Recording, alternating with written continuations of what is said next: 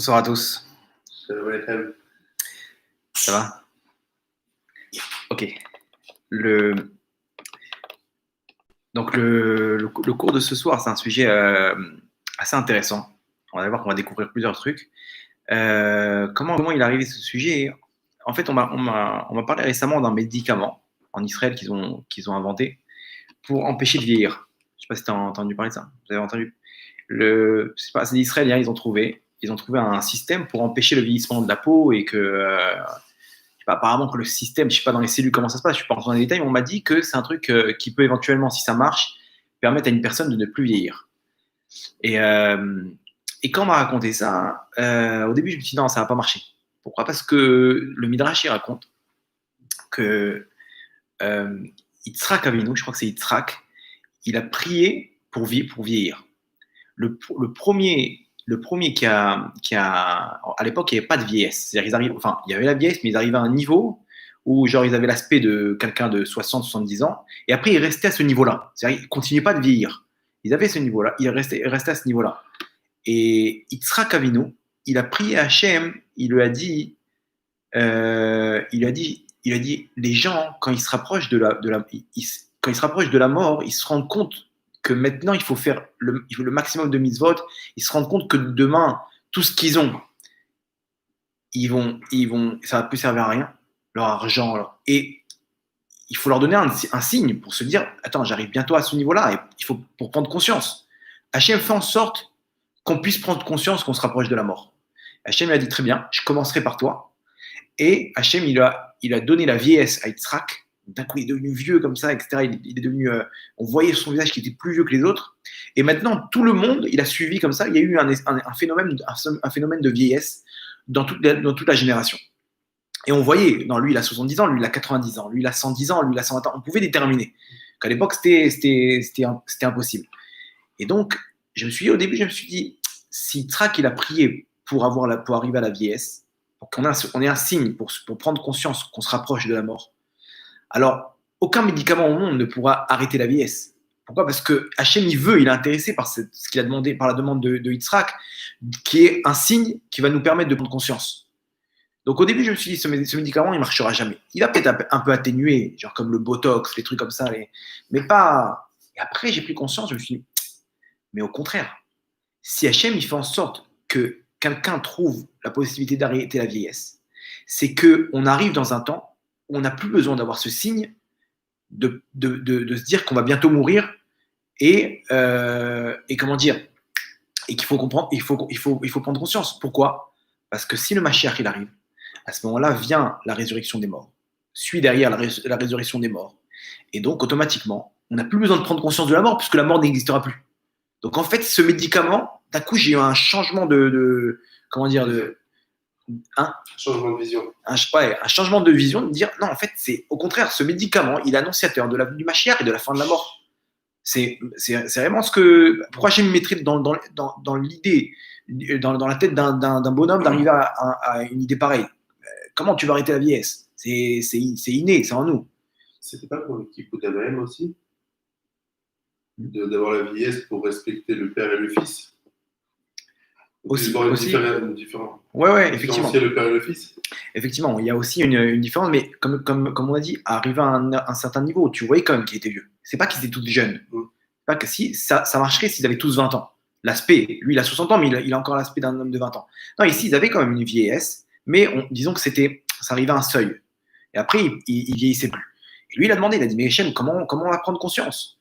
Et c'est vrai, une personne qui se retrouve face à la mort, elle prend conscience d'un coup de combien il faut que, comme si que sa neshama, elle prend le dessus, et il arrive à se dire, non, attends, je suis venu pourquoi dans ce monde? D'un coup, on prend la conscience de qu'est-ce qu'on fait là? Je suis venu pourquoi? Je suis venu pour manger, dormir, travailler, dépenser l'argent que j'ai gagné, et c'est tout. Après, le mec qui va dans une maison de retraite, il s'en va de ce monde-là, c'est ça. Non, il y a quelque chose. La vie, elle va s'arrêter. Qu'est-ce que je vais faire avec tout ça? Et là, d'un coup, il prend conscience. Et généralement, regardez bien, les gens qui ont perdu un proche, qui se retrouvent face à la mort de leur proche, d'un coup, on les voit, ils mettent une kippa sur la tête. Et ils commencent à faire tchouva. D'ailleurs, c'est ce qu'on dit. Quand quelqu'un met une kippa sur la tête, comme ça, on lui pose la question, on lui dit quoi, t'as perdu un proche? Qu'est-ce qui se passe? Pourquoi? Effectivement, parce que c'est là-bas qu'on prend conscience. C'est là-bas qu'on arrive à prendre conscience. Et Shlomo Amelech, il dit que si on a le choix entre un enterrement et un mariage, on peut aller que dans un des deux. Qu'est-ce qu'on choisira? L'enterrement. L'enterrement. Pourquoi? Parce que c'est là-bas que je vais prendre conscience de ce que c'est la vie. Le mariage, je vais aider quelqu'un, je vais lui donner de la joie, etc. Mais ça ne va pas me faire avancer moi. Ça va faire avancer le khatan. Ça va lui donner de la joie, etc. Mais moi, ça ne va pas me faire avancer. Tandis que l'enterrement, hein, je prends conscience de ce que c'est la vie. Quand on sait que la chose, elle peut s'arrêter, alors à ce moment-là, on profite de la vie autrement, pas dans le mauvais côté, pas dans le sens, maintenant, je vais aller à Las Vegas et kiffer ma vie. Non, dans le bon sens du terme. Où une personne, elle prend conscience de dire, peut-être qu'un jour, c'est moi qui sera là-bas dans ces 2 mètres sur 1. Et à ce moment-là, qu'est-ce que je vais rendre comme compte à Hachem? Donc d'un coup, la personne, elle prend conscience. Alors, je précise juste que ce cours-là, il fait peur. Celui qui, bon, pas parce que, pas parce qu'on veut faire peur ou quoi que ce soit, c'est pas la politique, mais parler de la mort, automatiquement, les gens, ils ont des fois, ils ont certainement peur de ça, et donc je préfère annoncer dès maintenant que ceux qui sont un peu, ceux qui sont un peu faibles d'esprit, etc., ils peuvent s'abstenir. Je préfère parler de la mort, c'est toujours un peu compliqué, donc celui qui a un peu peur de la mort, vaut mieux ne pas regarder ce cours-là, parce que c'est le sujet du cours. Tout ce qui va se passer jusqu'à la résurrection des morts. Donc maintenant, comment ça va marcher? Maintenant qu'on sait qu'on se rapproche de ça, alors comment ça va marcher? Qu'est-ce qui se passe jusqu'à la résurrection des morts? Là, les Neshamot qui sont partis, ceux qui sont décédés. Qu'est-ce qui se passe? Ils sont où? Ils sont où maintenant jusqu'à la résurrection des morts? Qui va se lever? Comment? Quand? Etc. Il y a toute une procédure. Il y a le parcours de la Neshama jusqu'à ce moment-là. Et après, la résurrection des morts, c'est l'éternité, jusqu'à l'infini. Donc voilà, je précise aussi que si vous avez des questions, à la fin, on laissera quelques minutes pour y répondre. Donc, posez vos questions et on répondra au fur et à mesure à la fin du cours. Ok? Donc, accrochez vos ceintures, on décolle. Le parcours d'un Neshama après la mort, tout ce qui se passe. Donc, ça commence comme ça. Une personne, quand elle quitte ce monde-là, avant de quitter ce monde-là, il faut savoir que toutes les étincelles qu'elle a acquéries, on avait parlé des étincelles le dernier cours, toutes les mitzvot, sur la Kabbalah, on appelle ça les tzlamim. Les tzlamim, c'est genre les ombres. En fait, tout ce qu'une neshama elle a acquéri dans ce monde-là, qu'elle a monté, en fait, les mitzvot, toutes ses midot, son caractère, tout ce qu'elle a fait, tout ce qu'elle a engendré dans ce monde-là, au fur et à mesure, 30 jours avant la mort, elle ressent, non, c'est pas qu'elle ressent, c'est que il y a les neshamot, les étincelles, elles partent au fur et à mesure pendant 30 jours jusqu'à la mort. Juste avant, toutes les étincelles reviennent d'un coup et elles repartent avec la neshama. Donc en fait, il se trouve que pendant ces 30 jours-là, la personne, elle ressent, comme tu as dit, elle ressent que c'est en train de partir, il se passe quelque chose et elle prend des dispositions. Elle commence à dire à ses enfants, j'espère que vous prendrez soin de votre mère. Pourquoi tu dis ça, papa? Qu'est-ce qui t'arrive? D'un coup, la personne, elle arrive à avoir une certaine capacité à comprendre les choses et à organiser la suite. Comme ça, le Rav Ben Sion Abba Shaul, juste avant que sa femme elle parte, un jour, il lui a dit, est-ce que tu peux me préparer un petit café, etc. Et elle lui a dit, il faudrait que tu apprennes à te préparer tout seul le café. Un jour, je serai plus là. Elle lui a dit ça, comme ça. Alors que son mari, c'est ses yeux, quoi. Il n'y a pas avec plaisir. Et lui, il n'a pas demandé en tant qu'il a besoin d'une servante. Je t'en prie, chérie, si tu peux m'aider et tout. Et elle a balancé ça. Et quelques jours après, elle était tombée malade et elle est partie. Effectivement, elle a compris qu'un jour, je ne serai plus là. Et elle sentait que c'était proche. Combien d'histoires? Il n'y a pas longtemps, à Ramoth, à côté de Jérusalem, il y a un jeune de 16 ans. Il s'est fait renverser en vélo, il est mort. Et dans la poche de son blouson, ils ont trouvé une lettre qu'il avait écrite à ses parents, en leur disant, maman, papa, je voulais vous remercier pour tout ce que vous avez fait pour moi. Je ne vous remercie pas assez. Et tout ce que vous avez fait dans mon enfance, et vous m'avez aidé. Une lettre d'adieu qu'il a écrite, mais non, il voulait leur dire merci. Récemment. Ils ont trouvé ça dans sa poche, il savait qu'il allait partir. Il ne savait pas, lui, il n'aurait jamais pensé à ça, mais dans sa neshama, il comprenait ça. Aussi, alors une fois que toutes les étincelles reviennent juste avant qu'ils partent, d'un coup, il voit clair.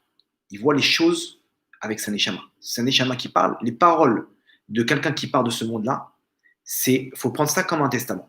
Parce que c'est un Neshama qui a donné des choses que par rapport à ce qui se passe en haut, etc. Donc chaque chose, c'est vraiment. Et les gens ils vont vous dire, mon père avant de partir, il m'a dit une phrase. Jusqu'à aujourd'hui, ça me marque. Jusqu'à aujourd'hui, il m'a dit, mon fils, fais attention, toujours sois en shalom avec tes frères et sœurs. Il est parti sur ces paroles-là. Pour moi, c'est mon testament.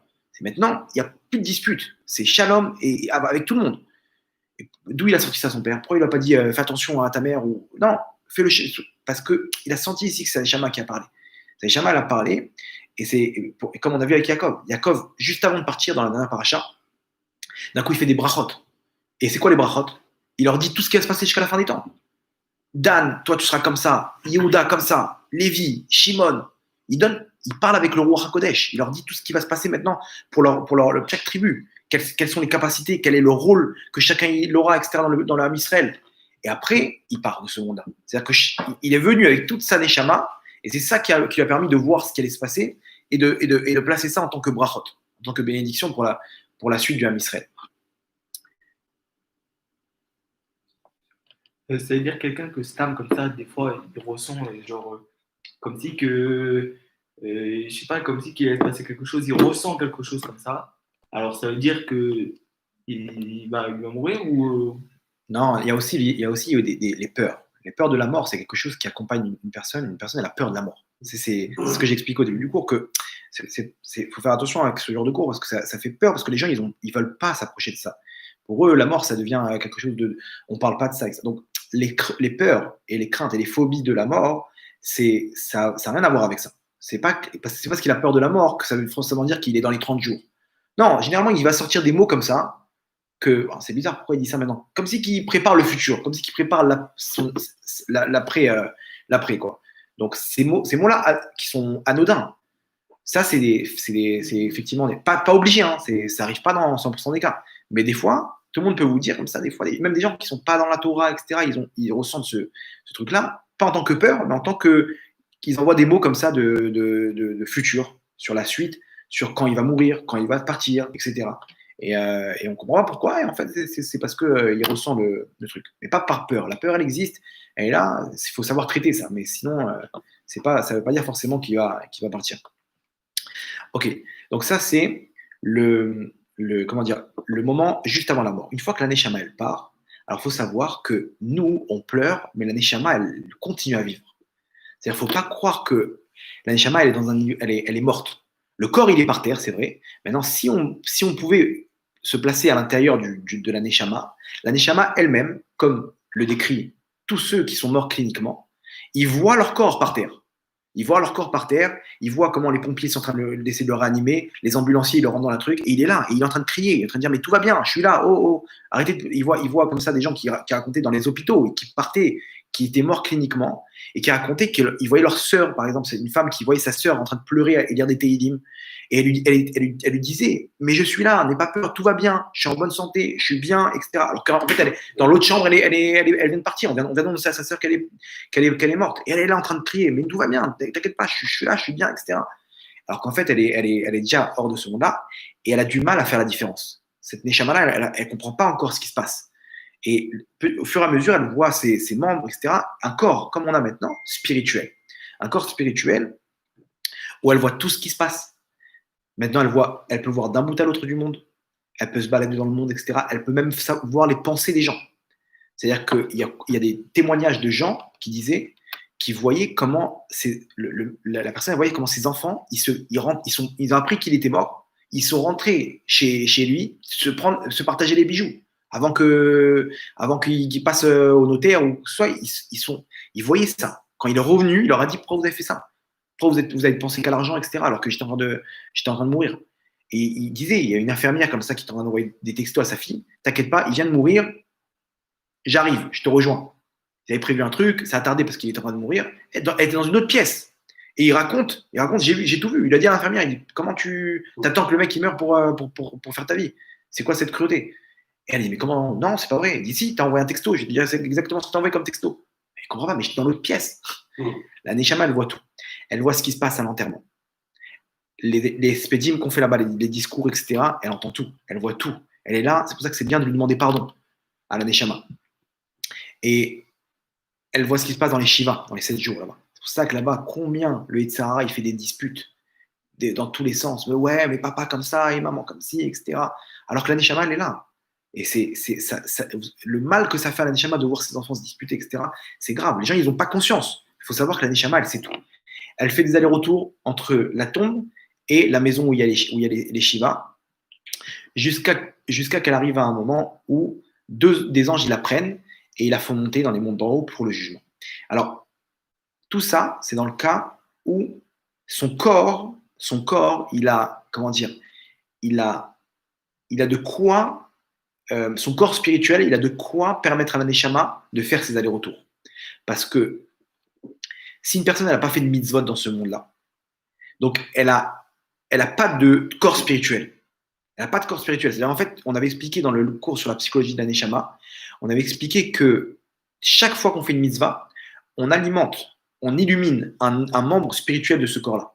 Ça veut dire que quand je vais mettre les tefilines, je vais illuminer la tête. Quand je vais étudier la Torah, je vais illuminer tout le corps. Quand on va mettre les tefilines, les bras, le lulav, etc. Chaque mitzvah, elle correspond à un membre. Chaque mitzvah. Il y a des mitzvahs aucun rapport, mais dans le Birkat Hamazon, peut-être que c'est la nuque, je sais pas, je donne des exemples comme ça. Mais on illumine un corps spirituel, et lorsque la Neshama, elle sort avec ce corps spirituel. Ça veut dire que sur moi-même, sur mon corps spirituel, on va pouvoir voir toutes les mitzvot que j'ai fait. À part les mitzvot que j'ai fait en cachette, qui sont entre moi et Hachem, entre Hachem et moi. Ces mitzvot-là, on ne pourra pas les voir. Il n'y a qu'un moment où je serai seul avec Hachem qu'on pourra voir ces mitzvot-là. Les mitzvot qui sont faits en cachette, elles illuminent mais le corps d'une façon. C'est-à-dire, plus on a profité de la mitzvah dans ce monde-là, moins on profitera en haut. Maintenant, sur ce corps-là, on va voir tout ce qu'on a fait. C'est-à-dire, c'est dur à décrire. On ne va pas voir notre vie défiler à ce moment-là.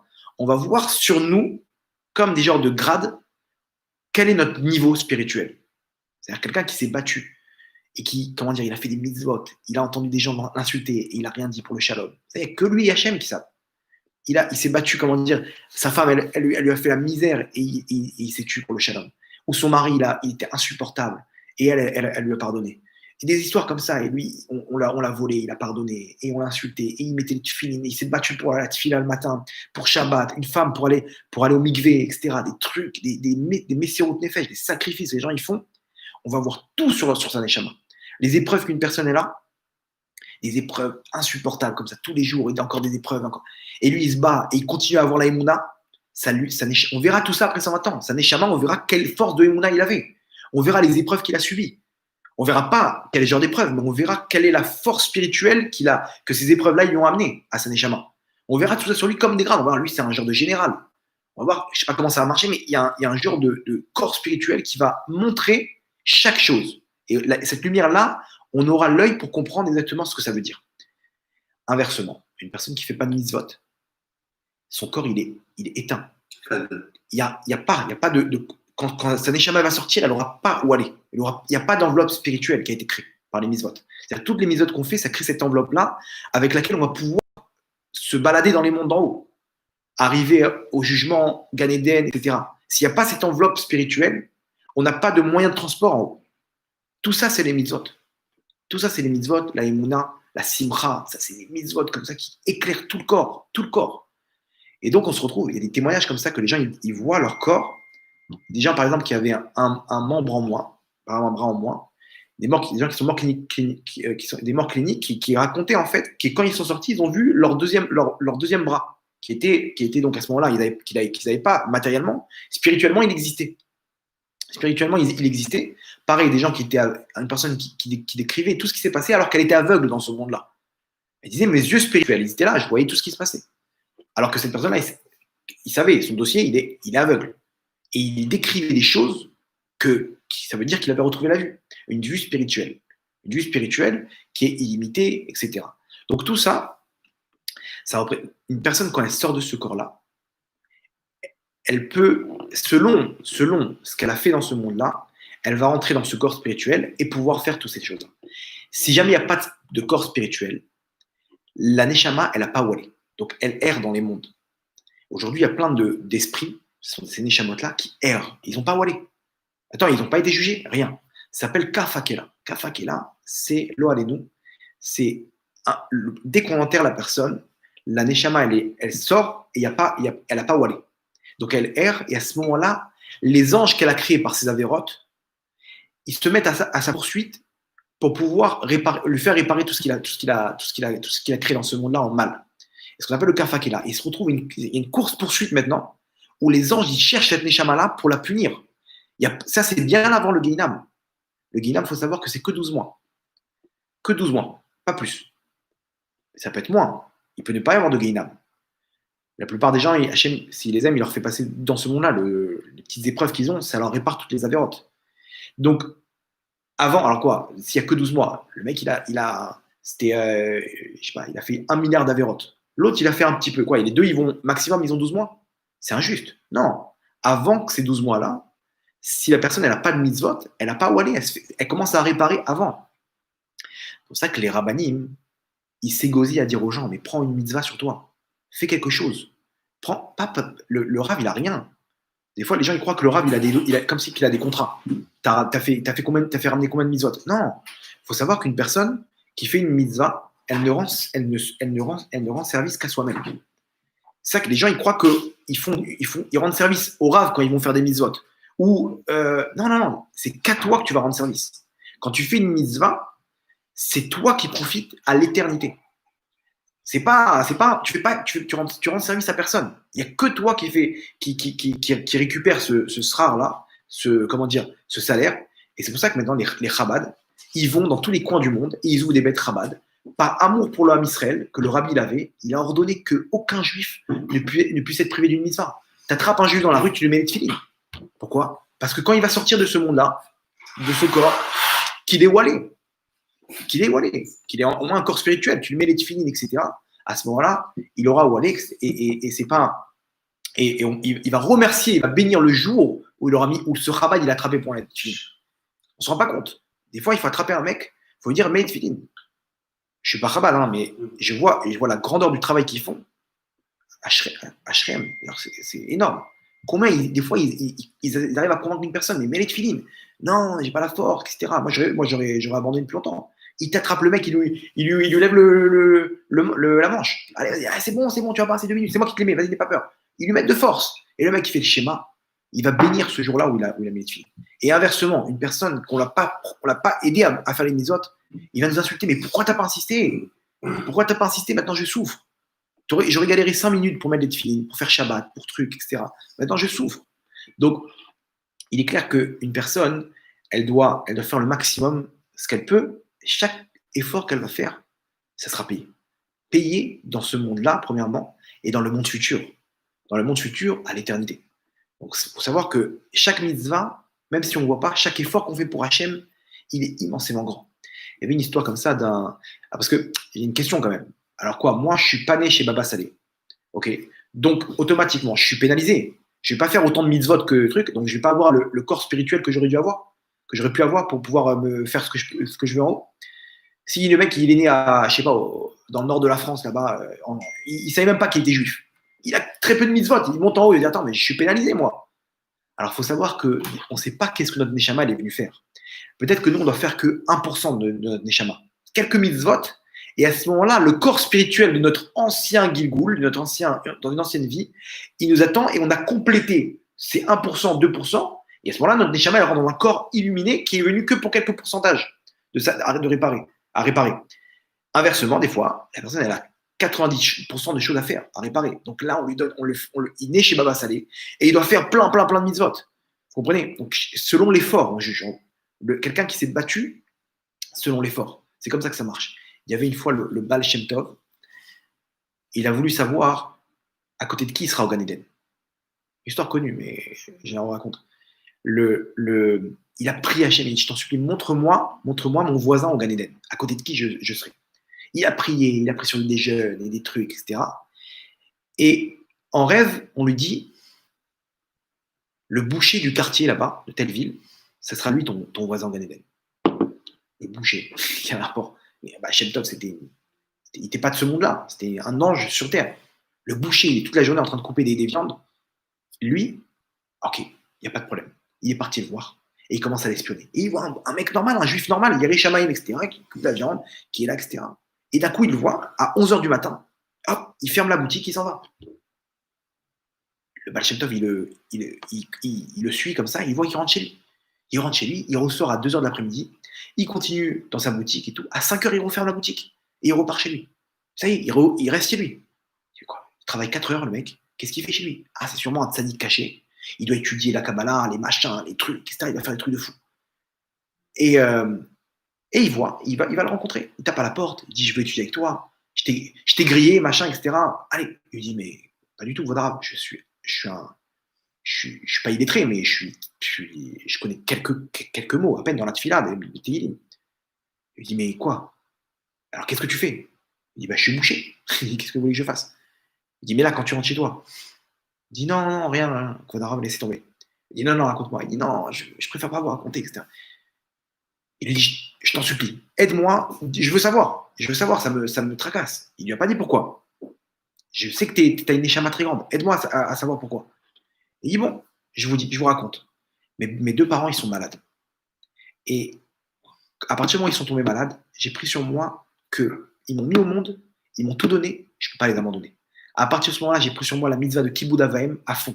Tous leurs besoins, je m'en occupe. Aujourd'hui, je travaille que 4-5 heures pour pouvoir payer leur traitement, pour pouvoir m'occuper d'eux. Et quand je rentre, c'est qu'ils ont besoin de moi. C'est le moment où ils mangent. Ils mangent à midi. Donc, je dois être là 1 heure avant. Et ils mangent à 5 heures parce qu'à 6-7 heures, ils vont dormir. Donc, je suis là, je m'occupe d'eux, je les change, je leur prends une douche, etc. Je leur fais à manger, jusqu'à temps qu'ils s'endorment. Tant pis pour mon travail. Et le peu que j'ai, je rachète des médicaments, les machins, etc. C'est la moindre des choses que je puisse faire à mes parents. Cette mitzvah-là, je la fais à fond. Waouh! Il a pas dit, bah, Shem Tov, il a dit, sache que ta place au Gan Eden, elle sera immensément grande. Et effectivement, même si c'était un boucher qui ne connaissait rien en Torah, il avait la même place que un des grands de cette génération, de la génération peut-être de tous les temps, qui était le Baal Shem Tov. Il y avait aussi une histoire incroyable avec il y avait dans un hôtel, ils organisaient là-bas mincha tous les jours. Ils organisaient mincha, et bon, avec les employés de l'hôtel, hein, ils étaient 10, 12. Donc, c'était tout le temps la guerre pour trouver le minyan. Pourquoi? Parce qu'il y en a qui est occupé, il y en a qui il avait des clients, etc. Donc, tu ne peux pas réunir tous les employés comme ça et laisser l'hôtel en. Donc, il leur manquait toujours, il y en avait 1 ou 2 qui prenaient la relève, mais il leur manquait tout le temps 1 ou 2 quoi, dans le compte. Et un jour, il en manque une personne. Il cherche, il trouve pas. Le mec, il dit, attends, j'ai des clients, celui qui devait finir avec les clients, il les rejoint, il dit, qu'est-ce que je fasse? Je suis bloqué. Il lui fait signe qu'il peut pas les rejoindre. Il voit, le temps, il va passer. Il voit, il y a un mec en train de lire un journal. Et non, il voit une apparence vraiment loin de faire mincha.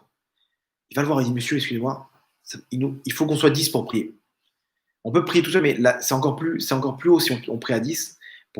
Est-ce que vous voulez compléter le minyan, le compte? Il lui dit, ça consiste en quoi? Il dit, bah, juste, vous répondez Amen. Si vous voulez prier, priez, mais même avec vos mots, mais vous restez là, vous répondez Amen. Est-ce que c'est possible? Il voit qu'il fait un peu la tête. Ça prend beaucoup de temps. Il dit non, un petit quart d'heure. Bon, ok. Il ferme son journal, il plie son journal, il le met sous son truc, il fait 3 pas. Au bout du 3e pas, l'autre il finit avec ses clients, il dit, j'arrive. Ah, il dit, vous avez besoin de moi? C'est bon, je peux être libéré. Il lui dit, si vous voulez partir, vous pouvez partir, on a le compte. Il dit, je préfère partir.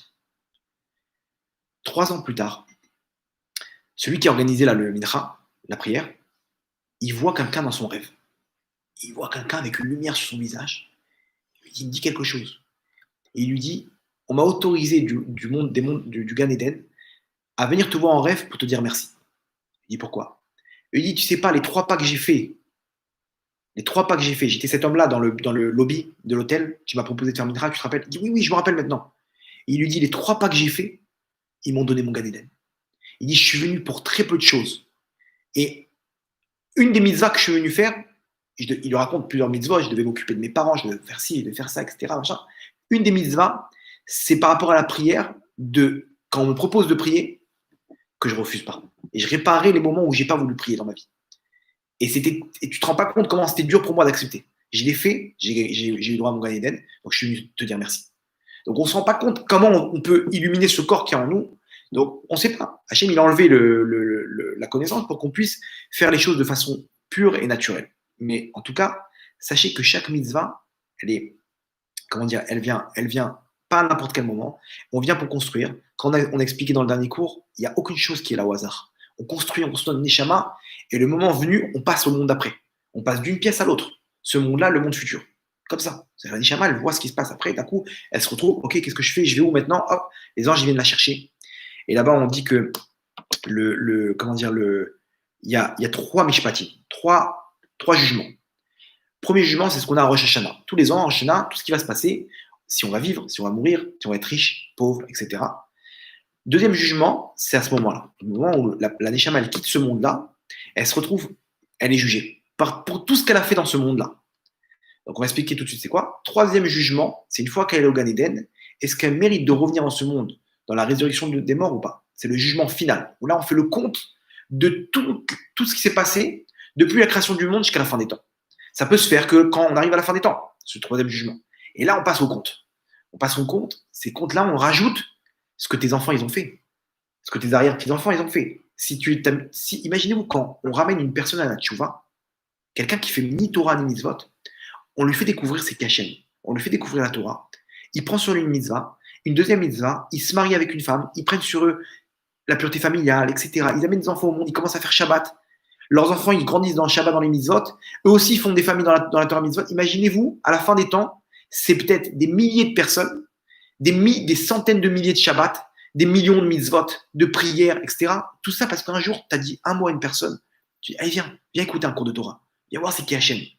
Il a fait tchouva. Imaginez-vous, à la fin des temps, le salaire énorme qu'on va recevoir. C'est pour ça qu'il ne faut pas hésiter. Il y a des tzadikim qui partagent des cours, etc. Ça doit être un business de venir rapprocher des gens. Combien Hachem nous donne la possibilité de rapprocher des gens à la Torah, au mitzvot? Mais c'est énorme. On doit courir. Le Zohar, il dit, si on savait c'est un juif, quand il se rapproche d'Hachem, c'est quoi le srout qu'il a, on courait derrière les juifs pour leur faire des mitzvot. On courait derrière eux, je t'en supplie, comme si c'était des diamants. Comme si c'était des diamants. Donc déjà, pour nous-mêmes, il faut se battre, mais en plus, pour nos prochains. Au moins, prier pour eux. Prier pour l'âme Israël. Comment ça m'arrive de prier des fois, rien que sur les homosexuels, etc. Des gens qui sont loin. Comment je demande à Hachem, je t'en supplie, aide-les. Aide-les à voir c'est des gens qui prennent, ils sont dans une bulle où ils se disent, non, ce que je fais, c'est bien. Je dois être fier de ça, etc. Et ils ne peuvent pas prendre conscience. Ça, c'est le pire, c'est des gens qui ne savent même pas qu'ils sont dans l'erreur. Pour eux, à col bécédaire. C'est-à-dire, il y a des gens, la personne, elle sait qu'elle est dans le mal, c'est un bon point. Pourquoi? Parce que quand elle va prendre conscience, elle va faire tchouva. Mais il y a des gens, ils ne vont jamais prendre conscience parce que pour eux, tout va bien. Qu'est-ce que je fais comme mal? Au contraire, on leur rend dans la tête du matin au soir qui sont bien. Au contraire, il faut être fier de ce que tu es. La gay pride, le défilé de la fierté, etc. C'est grave. C'est grave. Des fois, je me retrouve à prier pour que Hachem, il leur ouvre les yeux. Attention, Hachem, il les aime comme leurs enfants, comme ses enfants. Mais cette avéra-là, s'ils ne prennent pas conscience que c'est grave, ça peut, après 120 ans, ils vont se retrouver à dire, mais pourquoi on ne m'a pas prévenu? Pourquoi on ne m'a pas aidé? Alors, les aider là où ils sont, c'est très dur, mais au moins de prier pour eux. On peut prier pour eux. Et allez savoir, peut-être que ces prières-là, combien de gens elles ont sauvés? Priez pour les gens de notre famille qui sont loin, qui sont mariés avec des goïms des fois, etc. Priez pour eux, prendre sur nous des mitzvot, etc. C'est comme ça qu'il faut être un businessman dans les mitzvot. Pourquoi? Parce que après, à la fin des temps, quand on fera le jugement final, on va voir des milliards de mitzvot. Mais c'est pas moi, j'ai pas fait toutes ces mitzvot. Non, viens, je te montre. Comment tu as fait un sourire à quelqu'un? Tu lui as dit, mon fils, la Torah, elle est douce comme le miel. Au contraire, le miel, il devrait avoir honte à côté de la douceur de la Torah. Viens, un petit cours de Torah. Ah, il m'a convaincu, le Rav. Allez, vas-y, je vais m'asseoir. Il s'est assis. 10 ans après, il a fait tchouva. Combien d'histoires comme ça? Imaginez-vous, pour un sourire. Comment c'est grand? Un shalom qu'on a fait entre un homme et une femme. Ouais, c'est énorme. Donc ça, c'est les 3 jugements qu'on a. Là, on va rester sur le deuxième jugement, donc celui qui a après la mort. Qu'est-ce qui se passe à ce moment-là?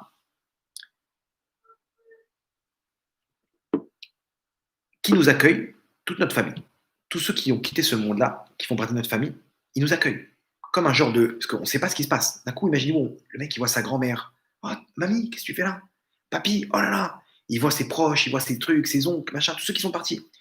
Il voit des gens de sa neshama, de sa racine de neshama. Comme je l'ai expliqué, il y a des gens qui font partie de notre Neshama, c'est-à-dire qui sont très proches de notre Neshama. Les Neshamot, c'est comme un arbre immense, où le tronc, c'est Hachem, les branches, c'est les tzadikim, et nous, on est des feuilles. Alors, des fois, on est des petites branches, et on a plusieurs feuilles comme ça, des gens qui sont un peu plus, qui ont une place importante. Maintenant, dans tout ça, c'est comme les 12 tribus. Il y a comme 12 tribus, ok, toutes ces feuilles. Maintenant, une feuille qui est à ce niveau-là, dans la feuille qui sera à côté, c'est ce qu'on appelle une Neshama qui fait partie de sa racine de Neshama. C'est-à-dire que ces deux-là, ils vont avoir un lien hyper fort. Vous connaissez ça des fois, on a un lien avec une personne, c'est-à-dire, il y a un lien très fort. C'est comme mon frère, c'est comme ma sœur, etc. Je sais pas, mais je peux la voir après 20 ans, cette personne-là, il n'y a aucune gêne, au contraire, c'est une personne que j'aime naturellement, c'est comme ça. Il y a des gens comme ça dans notre vie qu'on voit, on voit un lien hyper fort. Ce lien-là, ça veut dire que ça vient de notre racine de Neshama. Sinon, des Neshamot que je sens aucune attirance, c'est qu'elles sont à l'opposé de cet arbre. Et des fois, les gens vont dire, moi je sais pas, Chabad ça m'attire pas, Breslev ça m'attire pas, Ashkenaz, Sfarad, chacun selon sa Neshama, pas qu'il n'est pas attiré, c'est qu'il est loin de ça, il est loin de ce travail qu'il doit fournir. Lui, il est à l'opposé de l'arbre. Donc, le Yetzirah, il nous utilise ça comme de la haine. Ouais, les Ashkenaz, des trucs, des machins, il nous fait de la haine entre les groupes. Ça, en Israël, c'est très courant, malheureusement. En France, on ne connaît pas ça, il n'y a pas de groupe. En France, on est tous avec la même kippa. En Israël, quel kippa il a? Ouais, non, c'est des Haredim, ils ne font pas l'armée, laisse tomber. C'est pas parce que tu n'aimes pas ce qu'il fait, tu ne ressens pas dans ce qu'il fait que c'est pas bien. C'est juste qu'il n'est pas dans le même niveau de Neshama. Ces gens de mon Shoresh Neshama, ils se retrouvent après 120 ans au jugement. Ils sont là pour m'accueillir. Ils sont là pour m'aider. Parce qu'une personne, elle est désemparée. Qu'est-ce qui se passe? Je suis où? Je suis qui? Je suis truc. Et à ce moment-là, on est là pour l'accueillir. Ils voient les gens, ah super, ça c'est ma grand-mère, etc. Donc je sais, je la vois, elle est bien, elle est heureuse, je sais qu'elle a une bonne place. Ça me rassure. Ils sont là comme si on me sauve de ce monde-là. Et d'un coup, on me dit tout va bien, n'aie pas peur, t'es entre de bonnes mains. Et je vois aussi des tzadikim qui font partie de mon embranchement. Si moi je suis une feuille, il y a un tzadik qui est une branche, et plusieurs branches, ils appartiennent à un grand tzadik jusqu'à Hachem. Maintenant, ces tzadikim-là, ils sont là pour m'accueillir aussi. Quand le mec il va voir Rabbi Yaakov Abouchatzera, il dit waouh, lui c'était ton tzaddik. C'était ton tzaddik. Il y en a, c'est le rabbi. Combien le rabbi? Je pense que les 3/4 des Français, ils appartiennent à l'embranchement du rabbi. Pourquoi? Parce que tous les Français, ils sont attirés par le rabbi. La plupart. Les Breslev, Rabbi Nachman, combien ils sont attirés par Rabbi Nachman? C'est des Neshamot aujourd'hui qui sont venus dans ce monde-là, que l'embranchement principal, c'est Rabbi Nachman, ou c'est le rabbi, ou c'est, je sais pas, ça peut être le Baal Shem Tov, etc. Toutes ces Neshamot-là. Pourquoi tu es attiré par tel Rav? Pas pour rien, parce qu'il fait partie de ça. Ces Rav-là, ils sont là à ton jugement. Maintenant, on nous dit aussi qu'à ce moment-là, au jugement, on va nous poser des questions. Plusieurs questions. Est-ce que tu as eu, comment dire, tu as eu foi en la venue du Mashiach? Est-ce que tu as fixé des temps de Torah? C'est des questions qui sont... Attends, fixer des temps de Torah, quel rapport? Non, parce que tout change si tu savais de quoi on parle. Le jugement, il n'est pas le même si tu sais quelles sont les règles. Quelqu'un qui ne sait pas c'est quoi les règles, tout de suite, on lui donne son jugement. Mais si quelqu'un, il savait, il a étudié la Torah, alors là, c'est différent. On va lui demander, est-ce que tu as cru en la venue du Mashiach? C'est énorme. C'est-à-dire que maintenant, aujourd'hui, quand il y a des cours sur le Mashiach, ça nous crée de l'espoir. Eh bien, sachez que c'est une mitzvah de croire en la venue du Mashiach. Est-ce que tu as espéré en la délivrance finale? Hachem, il attend de nous qu'on espère qu'il va venir nous libérer. Hachem, tu vas être là, on espère, on n'a jamais abandonné, on n'a jamais désespéré, tu vas nous sauver, Bézat Hachem. Et ça, cette espérance-là, quand on parle à une personne du Mashiach, waouh, d'un coup, il se réveille, il voit l'espoir, bientôt ça va s'arrêter, les guerres, la pauvreté, les marlocotes, etc., tous ces trucs-là, ça va s'arrêter, il voit l'espoir, il voit Hachem intervenir, il est content. Ça lui donne l'espoir de voir que le Mashiach, il arrive là, les guerres, l'Iran, les trucs, waouh. Attends, mais tu regardes, pourquoi t'es content? On parle de guerre. Non, parce qu'il voit qu'il espère au Mashiach. Donc ça, c'est un bon point. C'est un bon point, il faut réveiller cette espérance, cet espoir. On va lui poser la question aussi, comment tu t'appelles? Et il y a marqué qu'on va oublier comment on s'appelle.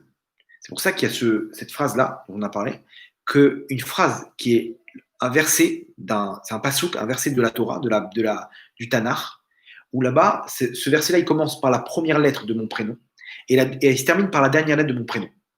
C'est-à-dire que, par exemple, mon prénom c'est David, donc c'est le passouk mon passouk c'est Dirshu Adonai Ve'uzo Bakeshu Panav Tamid. Ça commence par un dalet, Dirshu, Tamid, ça finit par un dalet, comme David. On doit le dire juste avant de faire Osé Shalom, là-bas, dans la Mida.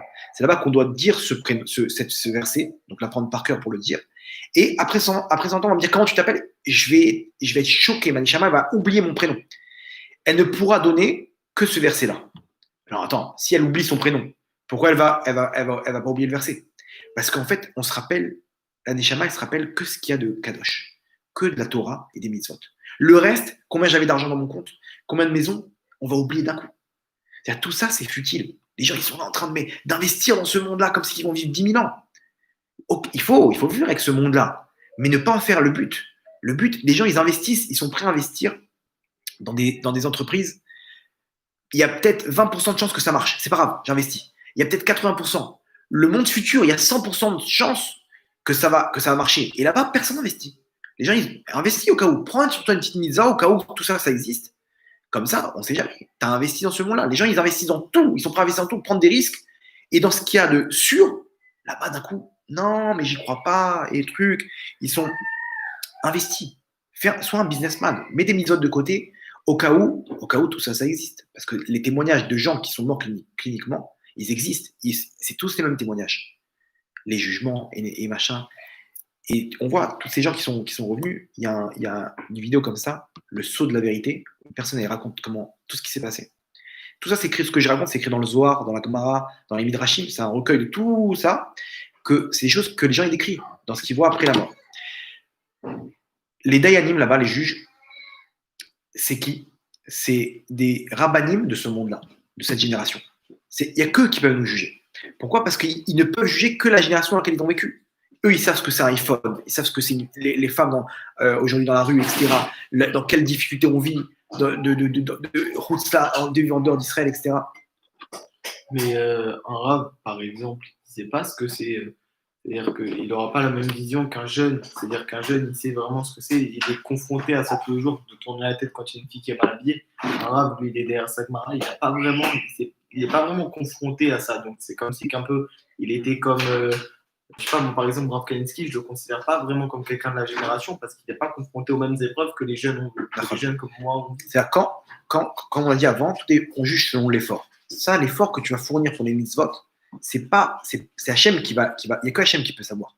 Lui, il va juger selon la génération, dans la Torah qu'il faut trancher dans cette génération-là. Il n'y a qu'un juge qui se trouve dans cette génération qui pourra le faire. Maintenant, de savoir quel effort tu as fourni maintenant contre ton Yetzirara, ça, c'est que Hachem qui va donner cette information-là. Lui, il va donner la Torah de cette génération.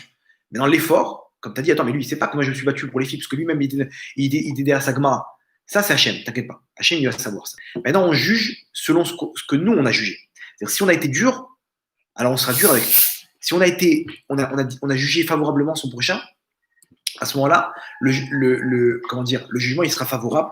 Il sera beaucoup plus facile, beaucoup plus favorable que ce qu'on aurait pensé. Et il y a écrit que celui qui juge favorablement son prochain, celui qui le juge, c'est ni plus ni moins qu'Hachem. Là-bas, le monde en haut comme ça, il y a 24 tribunaux. Celui qui est le plus en haut, c'est celui d'Hachem. À ce moment-là, celui qui tombe avec Hachem, il est tranquille. Il est tranquille. Ce qui lui arrive maintenant, c'est le tapis rouge, jusqu'au Gan Eden. Donc, si vous voyez que l'ascenseur il monte là-bas, de tribunal en tribunal, c'est bon signe. C'est bon signe. Et donc, il y en a qui sont un peu plus sévères que d'autres, des tribunaux, etc. C'est selon ce que lui il a jugé. Mais en tout cas, Hachem, chaque mitzvah qu'on a fait, chaque avéra, tout est pesé là-bas. On nous montre toute notre vie, de A à Z. Et on voit chaque chose, des arrière-pensées que j'ai pensé faire une mitzvah. Même ça, Hachem, il prend en compte. Je voulais aller au mikvé, il était fermé, mitzvah. Je voulais faire chaque petit grain de... t'as voulu quoi? Faire une mitzvah? Ça marche. Il y en a un, il a raconté au Rav Zilberstein, il est mort cliniquement. Il a dit, Rav, vous savez comment ils se sont battus les anges là-haut pour me sortir? Alors, il faut savoir que les anges, les tzadikim, ils se battent pour le sortir innocent. Ils se battent. Il y a un tribunal là-bas, c'est la guerre. Ils vont chercher des mitzvot dans tous les sens. Combien Hachem il nous aime?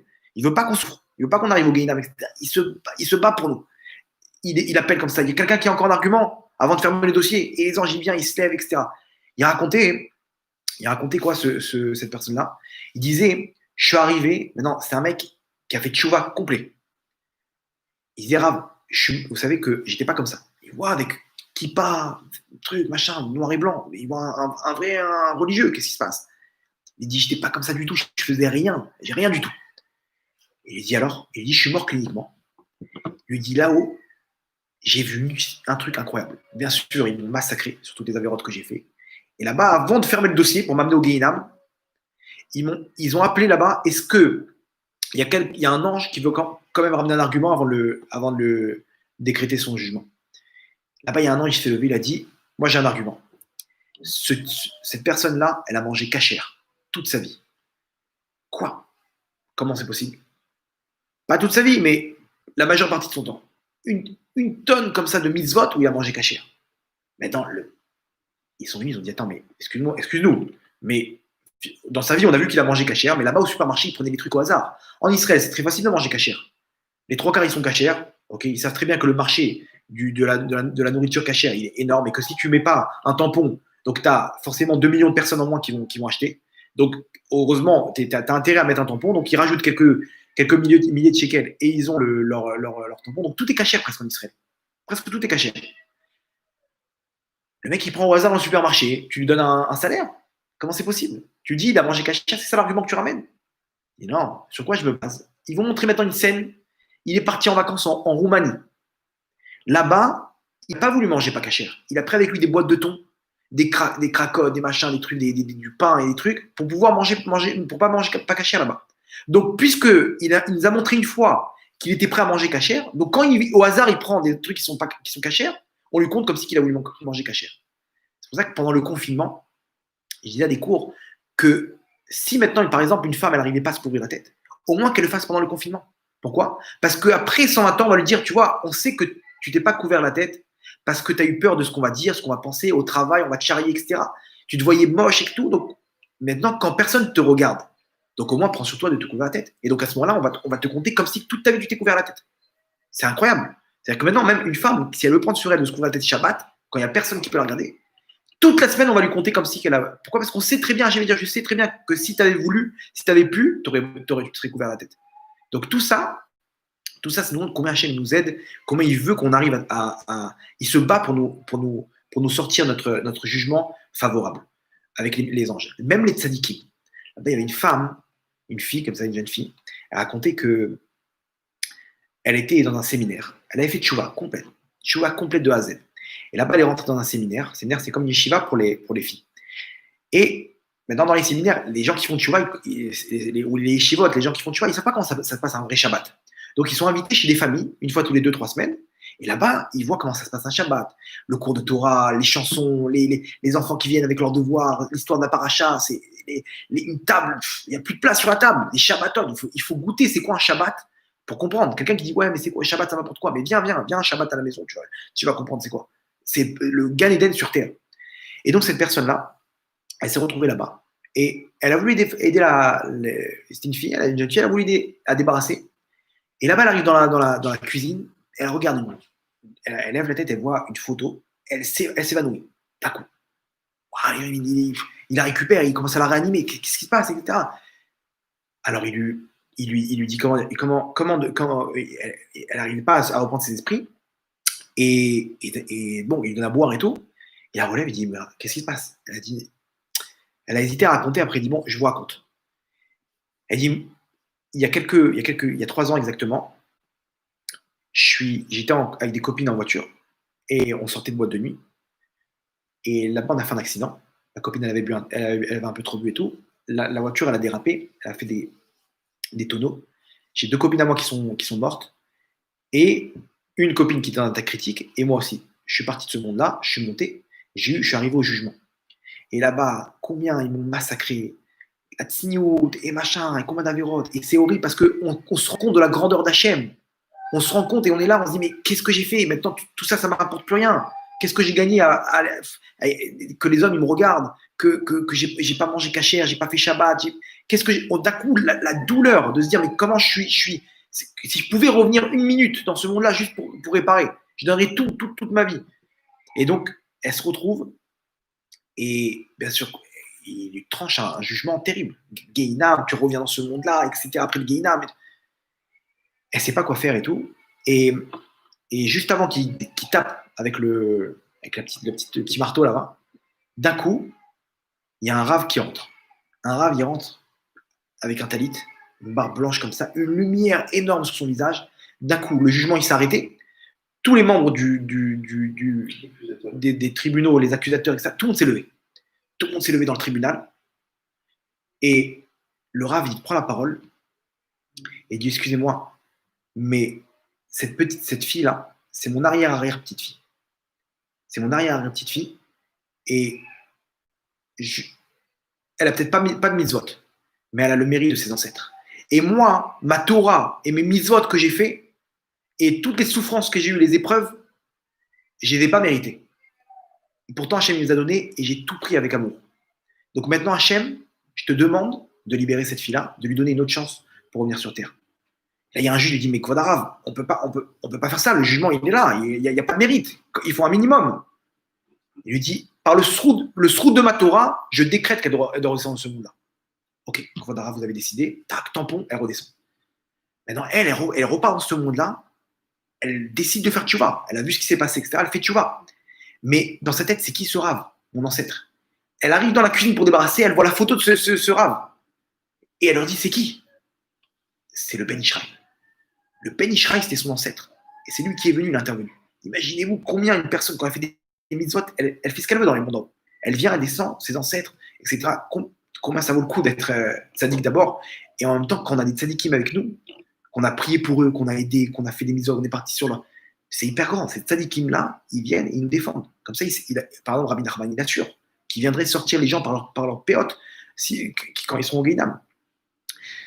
Donc, c'est pas pour rien. Pourquoi? Parce que dans ce monde-là, tu as fait des choses pour moi, tu es venu sur mon kever, tu as prié pour moi, etc. Tu as fait des mitzvot en ma faveur. Ça m'a fait augmenter dans le monde d'en haut. Donc, je te rends là, je suis reconnaissant. Tu n'es pas au tribunal, je m'occuperai de toi. Donc, toutes ces choses-là, c'est comment dire, c'est des choses, c'est des témoignages qu'on a maintenant, que c'est tous les mêmes témoignages de ce qui se passe après la mort, etc. Ça, c'est le jugement. Le jugement, il décrète 3 choses. Gan Eden ou Gehinam, donc paradis, enfer, maximum 12 mois. Ok.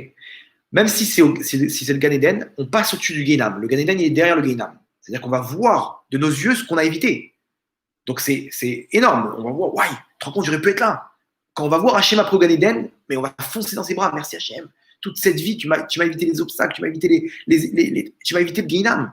J'ai compris en fait que ce que j'ai souffert dans la Parnassa, c'était pour me faire payer ce que j'aurais dû payer au Gehinam. Tout ce que j'ai souffert pour trouver mon mari, pour trouver ma femme, pour avoir des enfants, dans ma Parnassa, etc. Le Shalom Bayit, tout ça, c'était le Gehinam dans ce monde-là. C'est pour ça que les gens, généralement, ils tombent un peu malades avant de partir de ce monde-là, pour qu'on leur donne les souffrances dans ce monde-là, pour pas qu'ils passent au Gehinam. Les gens qui sont partis à la Shoah, mais quand leur Neshama est sorti, d'un coup, ils ont vu Hachem qui est venu les chercher. Ils ont compris tout. Ils ont vu leur corps en train de mourir dans les chambres à gaz, mais ils ont compris qu'en fait, s'il n'y avait pas eu la Shoah, ils seraient restés mariés avec des goyotes, des Allemandes, et ils auraient fini, dans quel monde? Dans quel kafakela? Dans quel Gehinam? Maintenant, c'est qui est venu les chercher? C'est Hachem. Ils ont compris, ils disent merci Hachem de m'avoir fait passer dans les chambres à gaz, dans les inquisitions et compagnie. Mais on ne peut pas, dans ce monde-là, on ne peut pas dire ça. Mais elle, si on pouvait prendre Nesha maintenant qui est passée dans les chambres à gaz, elle va dire, mais arrêtez de pleurer pour moi. Vous ne savez pas dans quel monde je suis maintenant. Je remercie Hachem de m'avoir fait prendre ce parcours-là. Bon, c'est dur à... Bref. Comment dire? Donc, on a 3 choses, donc, ou Gehinam, ou Gan Eden, ou Gilgul, où on revient dans ce monde-là. On revient dans ce monde-là et pour réparer. Alors, plusieurs raisons. Pourquoi maintenant on va décréter de revenir dans ce monde-là, comme nous tous? On l'a fait. Tous on vient dans ce monde-là. Pourquoi? Plusieurs raisons. Premièrement, ou des fautes qu'on ne peut pas réparer au Gehinam. Il faut revenir sur terre pour les réparer. C'est des fautes qui sont trop lourdes. Et Hachem, il ne veut pas nous faire souffrir, il veut qu'on répare dans ce monde-là. Ce monde-là, on a besoin de le réparer parce que le Gehinam, il ne servait à rien. Hachem te dit, mon fils, retourne sur terre. Répare, c'est pas grave. Maintenant, tu vas revenir. Tu vas être comme nous tous. On est tous venus, entre autres, 90% des gens pour venir réparer. Tu as fait du mal à ton prochain, tu vas revenir. La personne a fait du mal à sa femme, par exemple. Il va revenir, il va tomber sur une femme qui va avoir quelque chose contre lui. Il a volé dans ce monde-là. Il va revenir, il va perdre beaucoup d'argent. Pourquoi? Parce que l'argent que tu as volé, tu vas le rembourser. Une fois, le Baal Shem Tov, un de ses élèves, il est venu le voir. Il lui a dit, Kvod Harav, je vous en supplie, j'ai besoin d'argent, je dois quitter la yeshiva. Combien de temps vous me laissez pour travailler? Le Baal Shem Tov, il lui dit, pars un jour. Un jour, et tu reviens. Ok? D'accord. Il part un jour. Alors, comme un bon chassid, il arrive là-bas en Allemagne, là-bas au marché, là-bas avec sa marchandise. Là-bas, tout de suite, il arrive à l'aube.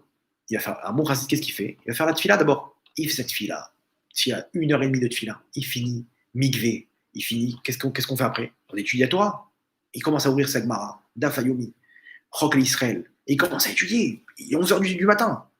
Il finit. Tac, il fait une petite prière à Hachem. Hachem, aide-moi à trouver un parnassa. Il va au marché. Il étale sa marchandise. Et il voit qu'il n'y a personne. Il demande aux gens, mais les gens, ils rigolent. Il dit, mais tu rigoles ou quoi? Les gens, il faut venir à 8h. Les gens, ils sont là à 8h, 9h. Il n'y a plus personne après. Les gens, ils ont vidé le truc. Les stands, il n'y a plus rien. Bon, alors je suis retourné étudier. Il est reparti étudier. Il a remballé sa marchandise. Il est reparti étudier. Au Beth Midrash, là-bas, d'un coup, il y a un mec qui arrive en furie. Il est où le marchand de tissus? Il vendait des tissus. Il lui dit, il est là-bas. Il dit, je t'en supplie, j'ai cassé mon chariot, il s'est cassé là-bas. Là. J'ai cassé ma roue, j'ai besoin de marchandises. Je suis arrivé en retard. On m'a dit que tu avais encore des marchandises. Qu'est-ce que tu as? Il lui dit, voilà, il lui montre sa marchandise. Magnifique, c'est ce que j'ai besoin. Je te prends toute ta marchandise. Ah, super. Il dit, alors, combien tu me vends? Il dit, regarde, ça m'a coûté tant. Il y a tant de frais de transport. Et il faut que je gagne aussi ma vie. Donc, je prends un tiers de ce que ça m'a coûté pour mon gain, pour mon salaire. Le mec, il regarde, il dit, regarde, ce que tu as acheté, c'est normal, tu récupères ton argent. Le transport, c'est normal, tu t'es fatigué, ça t'a coûté de l'argent, tu as loué un truc et tout. Ok. Ce que tu dois gagner, je suis désolé, pourquoi je te paierais cet argent-là? Il dit, mais parce que c'est ça le principe, non? Il dit, bah alors je t'achète pas. Et il commence à négocier, mais attends, tu rigoles ou quoi? Mais c'est une blague, qu'est-ce que tu. Il dit, non, bref. Il dit quoi? Je vais retourner avec ma marchandise. Au moins, je récupère mon argent. Il dit, tu sais quoi? Il prend la marchandise, laisse-moi tranquille. Il récupère la marchandise, il récupère tout son argent. Donc, il a gagné, il n'a pas gagné un centime. Il a remboursé juste ce qu'il a remboursé. Il retourne voir le Baal Shem Tov, il dit, Kodarav, Ma'apshat, c'est quoi le sens de cette histoire-là? Il lui dit, le Baal Shem Tov, il dit, sache que le tiers que tu l'as fait cadeau, ça fait 200 ans que ta Neshama elle attend pour rembourser ce que tu l'as volé dans une vie à 200 ans. Tu l'as pas fait cadeau, tu l'as remboursé ce que tu l'as volé à l'époque. Donc ce que tu as fait un jour, un aller-retour, tu as réparé quelque chose de très grand. N'aie pas peur pour ta parnassa, ton mazal il va changer maintenant. Parce que tu as commencé à réparer. Waouh, on ne se rend pas compte des fois. Donc ça c'est une des premières raisons pour laquelle on revient, pour réparer. On a fait des erreurs dans des anciennes générations, dans l'ancien monde, on répare. Deuxième chose, l'imoud Torah. L'étude de la Torah, vous savez qu'une Neshama, elle doit venir pour compléter sa Neshama. On a dit que tout ce qu'on a étudié, on le retient. Tout ce qui est Torah, on retient. Des fois, des gens, ils sont venus, ils n'ont aucune Torah. C'est pour ça qu'étudier la Torah, c'est ce qu'on va prendre avec nous à l'éternité. Si on n'a pas de Torah, on n'a pas d'argent après à 120 ans. C'est tout ça, c'est avec ça qu'on peut avancer dans les mondes d'en haut. Mais par exemple, la Torah qu'on fait, c'est-à-dire qu'on parle de la mort, mais vu qu'on sera déjà mort, il ne servira à quoi? Non, mais tout ce qui fait référence à la mort dans la Torah, le Zohar, la Gemara, etc., ça, tu l'as entre les mains maintenant. Tu vas pouvoir l'étudier en profondeur, tu vas pouvoir l'approfondir, etc. Donc, tu as tout ça. Quelqu'un, il lit des choses, même s'il ne comprend pas, c'est énorme. C'est pour ça que d'aller à un cours de Torah, c'est énorme. Combien ça apporte dans la Neshama? C'est comme ça que ça. Alors, comme aujourd'hui, on est une génération où il y a très peu de Torah, il y a en abondance, mais on va dire qu'il y a très peu de gens qui connaissent toute la Torah, la Gemara, etc., comme à l'époque.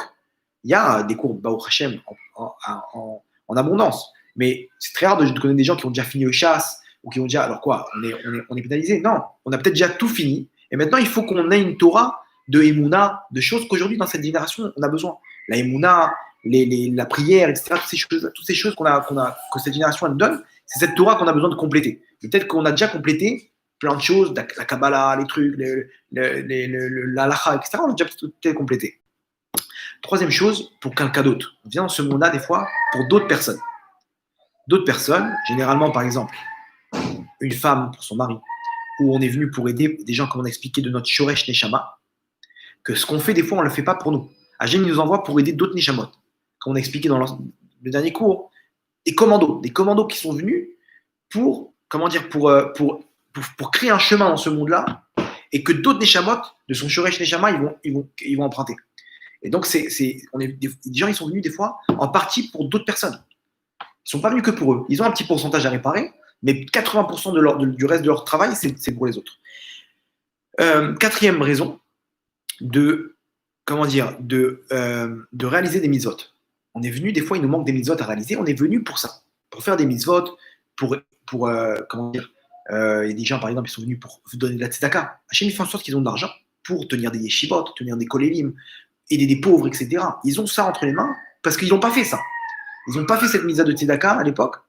Alors Hachem, il leur dit, maintenant, tu vas retourner, t'inquiète pas, je vais te donner tous les moyens et tu vas pouvoir faire ce qui te manque dans les mondes d'en haut après cette vie. Cinquième raison, revenir prendre son zivoug. Revenir prendre son zivoug. On a une personne, elle va vivre à l'éternité. Maintenant, on avait expliqué dans le cours sur le zivoug que selon les actes, on nous donne notre zivoug. Maintenant, c'est peut-être pas mon zivoug. Donc, une personne, elle doit revenir sur Terre pour récupérer son zivoug pour après vivre à l'éternité avec. Sinon quoi? Alors quoi? J'ai perdu parce que j'étais pas de sadique, donc j'ai perdu mon zivoug à l'éternité, la moitié de ma neshama? Non, t'inquiète pas. Hachem, il va te renvoyer pour la récupérer. Donc c'est pour ça que c'est important de ne pas perdre son zivoug dans ce monde-là pour pas revenir après et revenir à chercher. Sixième chose, pour payer quelqu'un sa vera elle est trop grande. Des fois, il vient pour payer dans ce monde. Hachem lui donne son salaire dans ce monde-là. Des handicaps, des gens qui sont autistes, qui sont handicapés à vie, etc. C'est généralement des gens qui ont besoin de faire une grosse réparation. Donc, ils viennent dans ce monde-là pour réparer avec ça. Ou des fois, des gens qui sont riches, qui ont du pouvoir, mais qui ne sont pas dans la Torah. Hachem, il leur dit, avant d'aller au Guéhinam, je te renvoie dans ce monde-là pour te payer toutes les mitzvot que tu as fait. Tu seras riche, tu auras du kavod, etc. Je te donne, mais attention, quand tu vas revenir, tu n'auras plus de mitzvot. Et tu vas devoir aller directement au Guéhinam. Donc déjà, des fois, on voit des gens, ils n'ont pas de Torah, ils n'ont pas de mitzvot, rien du tout, et pourtant, ils vont très loin. Il nous reste Triatamétim. Triatamétim, à mon avis, on va faire ça dans un deuxième cours, ok, parce que c'est quand même un gros sujet, mais c'est la suite. Une fois qu'on est au Gan Eden, à ce moment-là, qui revient sur Terre? Comment? Il y a plein de questions. Attends, si jamais je suis revenu sur Terre et que je suis la réincarnation de quelqu'un qui est dans le Gan Eden, donc comment maintenant des gens ils font des brachot pour l'élévation de son âme, ou le kaddish pour l'élévation de son âme, alors qu'en fait il est peut-être alors que je suis là, son âme elle est là, comment tu fais le kaddish pour lui, pour cette neshama? Donc à ce moment-là il faut expliquer tout ça, comment ça marche. On peut revenir, même s'il y a 2 réincarnations, laquelle des réincarnations va revenir? On peut revenir plusieurs, il y a un espèce de système qu'on va expliquer, et voilà, il ne nous reste plus qu'à expliquer combien une personne, déjà premièrement, chaque épreuve qu'elle a dans ce monde-là, c'est pas pour rien. C'est quelque chose de très grand qui le construit et qui apporte le monde futur. Donc faut pas se dire ouais, Hachem m'a abandonné. Non, quand on dit Akol les Tova, c'est aussi ce qui va se passer après. On va voir tout ça, on va dire mais pourquoi j'ai pas eu plus d'épreuves? C'est dur à dire dans ce monde-là. Pourquoi j'ai pas eu plus d'épreuves? Hachem, en fait, il m'a accompagné. Toute ma vie m'a accompagné. Et quand on va voir toute notre vie avec combien Hachem il était là à chaque instant, avec cette caméra, combien Hachem il m'attendait, il m'a donné des appels de phare, il m'a donné des pistes et des preuves et des machins pour que je puisse me rapprocher de lui, et que toute ma vie, je me rends compte combien Hachem il m'aime et combien vraiment Akol et Tova. Il ne faut pas attendre d'arriver là-bas pour dire Akol et Tova. Dès maintenant, même si je ne comprends pas, d'avoir les moyens de se dire Akol et Tova. Hachem, il sait ce qu'il fait dans ce monde-là. Il est là, c'est notre papa, il nous aime, et tout ce qu'il fait, c'est pour le bien. Mais vraiment, c'est-à-dire que là, même si on ne le voit pas dans ce monde-là, il y a des comptes en haut.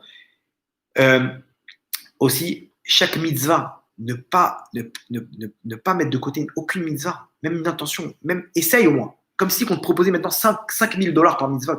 Pourquoi? Parce que c'est des diamants. Chaque chose, elle me construit, elle me donne l'éternité. Et ça n'a rien à voir. Tu as donné tant de tzedaka, ou tu as donné un petit peu moins, c'est 2 mondes différents. C'est 2 mitzvot qui sont complètement différentes. La mitzvah peut être faite avec simra, avec entrain, avec force, avec motivation, plus la mitzvah elle est grande. Donc ne pas mettre de côté aucune mitzvot. Bien entendu, celui qui fait tchouva, il n'y a aucune avéra qui peut tenir devant la tchouva. Parce que si j'ai pas fait Shabbat jusqu'à maintenant, et que je dis, mais qu'est-ce qui va m'arriver après 120 ans? Il n'y a pas de problème. Un homme, il peut gagner son lama bas en un instant. Un moment de tchouva, une petite larme comme ça, il prie Hachem, qu'est-ce que j'ai fait toute ma vie? Je regrette. Je fais tchouva maintenant, je vais prendre sur moi. Je vais me battre. Après 120 ans, les moments des avérotes, il y aura un écran noir. On ne va pas lui montrer. C'est terminé. En un instant, en 20 secondes, il a effacé des millions d'avérotes. Quand on crie, mais faites tchouva, c'est quoi? C'est un cadeau d'Hachem qu'il a donné au Ham Israël de faire tchouva. C'est un cadeau d'Hachem de faire tchouva. Il faut prendre ça et jour après jour. Qu'est-ce que j'ai fait aujourd'hui comme avéra? Je fais tchouva, je nettoie ma neshama. Il ne faut pas avoir peur de faire tchouva et de répéter Hachem. T'inquiète pas pour ça. Hachem, cette tchouva-là, il la prend, il la met dans un coffre fort. Ça, c'est la tchouva de mon tzaddik. Je la garde. Ouais, mais attends, mais encore, je vais tomber. Tchouva à l'infini. Chaque jour de ta vie, tu fais tchouva. Tu pleures à Hachem. Hachem, pardonne-moi. Et Hachem, il te pardonne. Hachem, il n'a aucun problème. Il n'est pas rancunier, Hachem. Ne vous inquiétez pas. Nous, on est rancunier parce qu'on est dans ce monde-là. Mais Hachem, c'est lui qui a créé la rancune. Donc, il est au-dessus de la rancune. Vous comprenez? N'ayez pas peur, Hachem, il nous aime comme un père envers son fils. Il n'aime pas la vera, mais nous, il nous aime. Il n'aime pas, comme un fils qui n'aime pas que son fils il fume. Il n'aime pas la cigarette, mais il aime son fils. Donc, nous, il n'aime pas la vera. Il dit débarrasse-toi de cette vera. Et à ce moment-là, je te reprends dans les bras. Et combien on doit faire pour les morts? Déjà pour l'élévation de notre âme à nous, dans les mondes d'en haut, dans le futur. Mais combien des gens qui sont partis? N'hésitez pas, les cours, que ce soit les Elou Nishmat comme ça, les Kaddish. Le Kaddish, c'est ce qui fait monter une personne de monde en monde. Donc n'hésitez pas, combien de Kaddish on peut faire, combien de trucs, etc. Combien c'est grand. Donc ça, c'est la première partie de ce cours-là. La deuxième partie sera sur la résurrection des morts. Il y a des questions, je pense, j'imagine, par rapport à ça. Donc, je ne sais pas si on pourra faire toutes les questions, hein, mais au moins les principales. On essaiera de répondre rapidement. Alors, il y a une question qui dit Rav, s'il vous plaît, ma mère est partie en France, c'est-à-dire elle est décédée en France. Je veux absolument la faire rapatrier en Israël ou en Hachem à la fin de l'année. Je voulais vous demander, s'il vous plaît, si l'âme, durant la première année, allait faire des allers-retours. Si l'âme fait des allers-retours entre la tombe et son habitation durant la première année, sera-t-elle juste en France ou aussi en Israël? Et elle dit aussi, est-ce que c'est vrai que la Neshama, elle fait des retours, genre, elle revient dans le Kéber, à la maison, dans des trucs comme ça? Voilà, on a dit ça pendant les 7 premiers jours. Elle fait des allers-retours. Ok. Maintenant, une fois les 7 jours, ok, elle revient le 30e jour. Maintenant, les Neshamot, elles ne reviennent que la veille de Rosh Chodesh et le 15 du mois, en hébreu, le Tetvav. Il faut savoir ça, les gens ils vont sur le Kéver comme ça, sur la tombe, au hasard. Allez, je vais voir mon grand-père. Peut-être qu'il n'est pas là. Peut-être que Neshama n'est pas sur le Kéver. Son corps, il est là, il est enterré, oui. Il y a il y a une étincelle de sa Neshama qui est toujours présente sur le Kéver, mais sa Neshama principale, elle n'est pas là. Elle vient la veille de Rosh Chodesh et le 15 du mois. Maintenant, si on déplace le corps, on déplace aussi les étincelles. C'est là-bas que ça se passe après. Donc, c'est pas un problème. Mais elle revient le 30e jour ou toute l'année, elle revient ces 2 jours-là dans le mois qu'on a dit. Ok. Et maintenant, si j'ai prié, j'ai pas prié pour rien. Les prières, elles sont là, et quand la Neshama, elle vient, elle les récupère à ce moment-là. Ouais, mais le mieux, rappelez-vous, la veille de Rosh Chodesh et le 15 du mois, ou la Iloula, le jour où l'anniversaire de la mort. Donc, si on déplace le corps, à ce moment-là, tout se déplace. Tout se déplace, la Neshama, mais elle ne fait pas des allers-retours toute l'année. Elle fait que 2 fois dans le mois, des allers-retours, et pas dans la maison. Elle reste sur le Kéver là-bas. Elle reste sur la tombe. C'est pour ça que c'est bien là-bas de mettre une pierre. Pourquoi? Parce qu'il faut une chose matérielle pour que l'étincelle elle descende à ce moment-là. Quand on parle avec la personne, il faut parler. Il ne faut pas s'adresser à elle comme si c'est Hachem, mais de venir intervenir. Et ne pas hésiter. Papy, si tu peux m'aider, etc. Sois un bon avocat pour moi envers Hachem. Quand tu vas monter au Gan Eden maintenant, parle à Hachem pour moi. Et tu fais tes prières à ce moment-là. Et de mettre cette pierre-là, ça vient faire descendre l'étincelle sur cette pierre-là. Une fois qu'on a terminé, on enlève la pierre. Pourquoi? Parce qu'il faut libérer l'étincelle, qu'elle remonte. Vous comprenez? Donc les gens, ils mettent plein de pierres et tout, et ils s'en vont. Attends. Non, elle reste sur sa tombe. C'est-à-dire qu'elle revient juste là où elle est morte. Voilà. À part si les 7 jours de le truc, c'est en Israël. Donc elle va faire des allers-retours à ce moment-là. Mais elle ne se balade pas dans le monde. Elle est au Gan Eden. Elle descend que à ce moment-là. Et si on ne se souvient pas de notre naissance, ça sera comment lorsqu'on sera dans le Olam Hamed, genre, je vois pas la question. À mon avis, peut-être si on ne se souvient pas de comment on était avant, quoi que ce soit, comment ça se passera dans nos anciens Bikulim quand on sera au Olam Hamed. En fait, répète la question, encore une fois. Je n'ai pas totalement compris, mais genre, à mon avis, si on se souvient, genre là on ne se souvient pas de nos anciens Bikulim, quand on sera au Gan Eden, comment ça se passera? Genre, on se rappellera de tout? C'est sûr qu'à partir du moment où on monte en haut, on se rappelle de tout. On a d'un coup tout ce qui vient, tout ce qui nous vient. On aura tous les Gilgoulim qu'on aura, on aura le pourquoi du comment, etc. On aura les comptes d'en haut. Les comptes d'en haut, et là, d'un coup, on va voir combien, en fait, cette épreuve-là, c'était la meilleure des choses qui puisse m'arriver. Donc si j'avais été à la place d'Hachem, j'aurais fait 100 fois moins que ce que Hachem il a fait. C'est sûr qu'ici, Hachem, il a cherché à chaque moment de donner la meilleure des choses. Ça, on ne le voit pas parce qu'il y a le libre arbitre dans ce monde-là. Mais après 120 ans, on le verra. On verra tout ça. Et on ne se rappelle pas de quand on est, on nous enlève toute la mémoire, mais on sait dans le ventre de notre mère qui on est, pourquoi on vient, etc. Hachem nous fait, avant de nous envoyer, il nous donne notre rôle sur terre. Mais il nous fait tout oublier pour qu'on ait le libre arbitre, de choisir entre le bien et le mal. Quel conseil nous donner Rav pour finir le plus vite notre tikkun et pour ne pas redescendre? Les meilleurs conseils pour bien finir Le notre mieux, tikkun. c'est de s'accrocher à un rave et de faire tout ce qui est écrit dans la Torah. De maximum, selon les efforts. Attention, on ne demande pas à une personne de prendre sur soi de A à Z. Mais c'est clair qu'une personne, plus la personne elle est droite dans ce monde-là, plus son salaire il sera immense. Et des fois, on ne sait pas quoi faire. Le GPS, c'est la Torah. C'est ça qui nous amène à ne pas perdre du temps. On peut prendre maintenant le GPS et te dire tourne à droite. Tu peux tourner à gauche. Qu'est-ce qui va se passer? Tu as allongé le chemin de 10 minutes. Pareil dans ce monde-là. La Torah te dit tourne à droite. Tu tournes à gauche. Tu... Donc, à ce moment-là, tu as perdu peut-être 2 ans de ta vie. Pourquoi? Parce qu'on t'a dit, cette fille-là, elle n'est pas pour toi. Mais non, mais ça va, etc. Mais non, c'est une Goya, tu ne peux pas te marier avec elle. Et ça, t'inquiète pas, fais-moi confiance, elle va se convertir. Et d'un coup, après 2 ans, j'aurais dû vous écouter avec vos arabes. En tout cas, 2 ans de ta vie, tu as perdu. C'est pas grave, tu vas trouver maintenant ton zivou, que tu vas faire tchouva, etc. Il n'y a pas de problème, mais 2 ans, tu as perdu. Donc, la chose la plus rapide, c'est de savoir. Alors, des fois, il y a des choses qui ne sont pas écrites dans la Torah, donc c'est pour ça qu'il faut s'accrocher à un arabe, que lui, il nous dit, lui, il a toute la Torah dans la tête, il nous dit, va à gauche, va à droite. Est-ce que ça fait du mal? Enfin, c'est quoi le mal que ça fait Neshama quand on la déterre? Il y a marqué comme ça dans le Zohar que quand on déterre une Neshama, on réouvre les dossiers. Pourquoi? Parce que est-ce que maintenant tu mérites de monter en Israël? Donc on refait son jugement. C'est pour ça qu'il faut prendre des précautions. C'est pour ça que les enfants, c'est bien qu'ils prennent sur un jour de jeûne à ce moment-là. Comme ça, genre, s'il doit avoir des souffrances par rapport aux nouveaux jugements qu'ils lui font, alors que ces souffrances-là, elles viennent par l'intermédiaire du jeûne que j'ai pris sur moi, ou de faire des mitzvot à ce moment-là et tout. Parce que c'est une souffrance c'est délicat, on va dire. Donc, faut pas faire ça genre à la va-vite. Ok.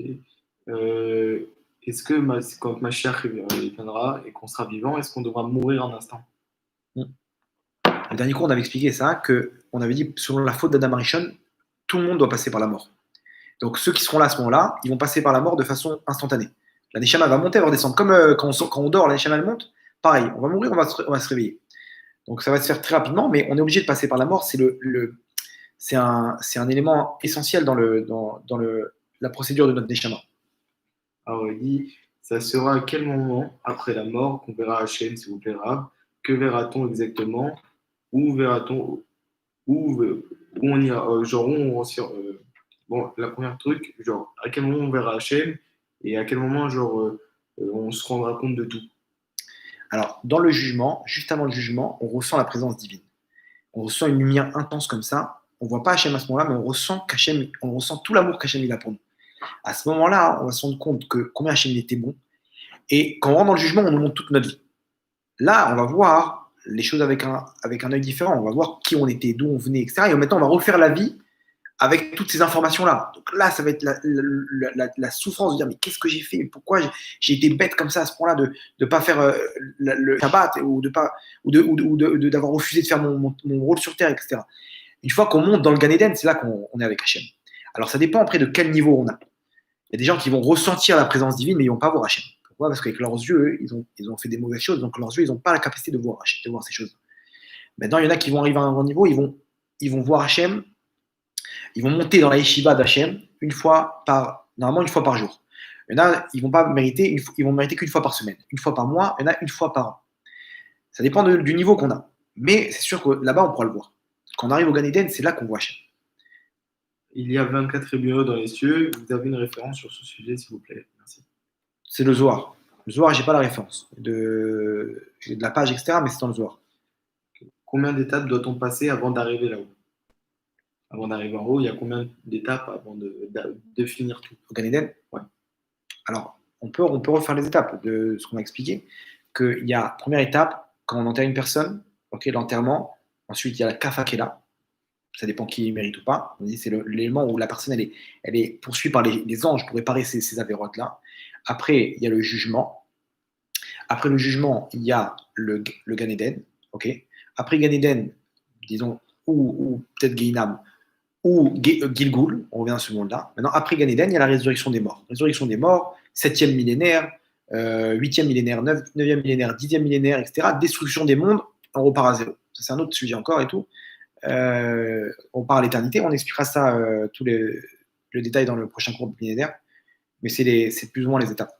Alors, est-ce que c'est possible que ça soit Hachem directement qui vienne nous chercher? Genre, on passe pas par les anges qui viennent nous truc. Est-ce que ce soit directement qui vienne nous chercher et que tout de suite on se mette à côté de lui, ou même, en tout cas, que ce soit Hachem directement qui vienne nous chercher? Exactement. La Gemara, elle dit que l'ange de la mort qui prend notre Neshama, okay, il a une épée. On ne voit pas ça, mais il rentre l'épée dans notre bouche et il retire la Neshama. Il y a marqué qu'on le voit un peu. On le voit à ce moment-là et tout, ça fait très peur. Maintenant, cette épée-là, il a un produit il rentre l'épée dans ce produit-là, et c'est ce produit-là qui lui permet de prendre la Neshama. Ce produit-là, d'où il a, ce petit flacon là, avec ce poison, entre guillemets, et vous remarquez quelqu'un qui meurt, enfin remarquez, allez-nous, mais avec sa langue, il passe sa langue sur ses lèvres. C'est là-bas que, en fait, l'ange de la mort, il a la force de lui prendre sa Neshama. Maintenant, il y a marqué dans la Gemara, ce petit flacon-là, ce produit, ce poison, c'est nous qui lui fournissons. Comment? À partir de 3 choses. Le désir des femmes et de la nourriture, du monde matériel, quoi. Tous ces désirs-là, c'est ça qui fournissent au Satan ce poison-là. Deuxième chose, l'orgueil. L'orgueil aussi. Et troisième chose, la jalousie. Si une personne n'a pas ces 3 choses-là, entre guillemets, au moins elle s'est battue pour ne pas avoir ces choses-là, et ben le Satan, il n'a pas ce poison, et donc il ne peut pas lui prendre la Neshama. Donc à ce moment-là, c'est Hachem qui vient. Et plein d'histoires comme ça, vous connaissez des gens qui sont partis de ce monde-là avec le sourire aux lèvres. Comment? Ma grand-mère, elle est partie comme ça. Ma grand-mère, elle est partie dans les bras de ma mère, avec le sourire comme ça, avec un rayon de soleil sur son visage. Elle a fermé les yeux, elle est partie. Elle n'avait aucun gramme de jalousie, aucun gramme d'orgueil. On pouvait l'insulter. Elle ne se vexait pas. Une gentillesse, mais un bon mot. Et effectivement, quand elle est partie de ce monde-là, elle avait pas le Satan n'avait pas de quoi la prendre. Donc c'est sûr et certain que c'est Hachem qui est venu la prendre. Aucune souffrance. Il y a marqué dans la Gemara, c'est comme si on enlève un cheveu d'un verre de lait. Sinon, après, c'est d'autres souffrances. Donc voilà. Mais et sinon, si on a fait un acte qui est très grand, qu'Hachem il vienne en personne, c'est un mérite énorme. Ou ceux qui sont partis parce qu'ils sont juifs, ceux qui étaient à Shoah, etc. Il est clair que c'est Hachem qui est venu les chercher. Ok. Il y a une autre question très intéressante. Il dit quelqu'un qui a 50 ans, qui est mort à 50 ans. Et ben, par exemple, un père, il est mort à 50 ans. Son fils, il a 65 ans. Quand Mashiach viendra, comment il fera pour distinguer le père du fils? Parce qu'il sera plus vieux. Alors on verra, après, dans la résurrection des morts, on verra, il y aura une certaine lumière sur ce sera un corps avec la Neshama, mais on verra un peu, c'est la Neshama qui prendra le dessus. Donc on verra dans la Neshama qui est le père, qui est le fils. Il y aura une distinction, comme on a une distinction aujourd'hui selon la vieillesse, le visage. On sait, lui, c'est l'air d'être le père et lui, c'est l'air d'être le fils. Mais après, dans la résurrection des morts, on verra, dans le Olam Haba, on verra, à ce moment-là, le Olam Haba, c'est au moment où il y aura la résurrection des morts. C'est dans ce monde-là, c'est pas le Gan Eden, ce qu'on va expliquer le prochain cours. Dans ce monde-là, on verra dans la lumière de la personne qui est le père, qui est le fils, c'est qui cette Neshama, quel est le niveau de la Neshama, on verra tout. Donc il y aura des distinctions comme on a maintenant. Aujourd'hui, il y a des distinctions avec le corps. Là-bas, il y aura des distinctions avec la Neshama, qu'on verra de nos yeux. Okay,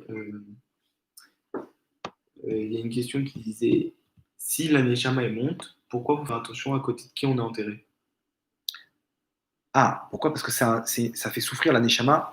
Si elle est enterrée à côté de quelqu'un qui est Racha, par exemple, ça la fait souffrir. Pourquoi? Parce que dans les mondes d'en haut aussi, il y a une proximité. Il y a une proximité, c'est pour ça que c'est bien d'être comment dire, il y a des carrés celui qui ne fait pas Shabbat, normalement, il est dans un autre endroit du cimetière. Aujourd'hui, on ne fait pas trop attention à ça, mais les Kohen, ils sont dans un quartier spécial, etc. Mais d'être assis à côté d'un rachat, ça a une influence sur la Neshama. C'est pour ça qu'il faut faire attention à côté de qui on est dans le cimetière.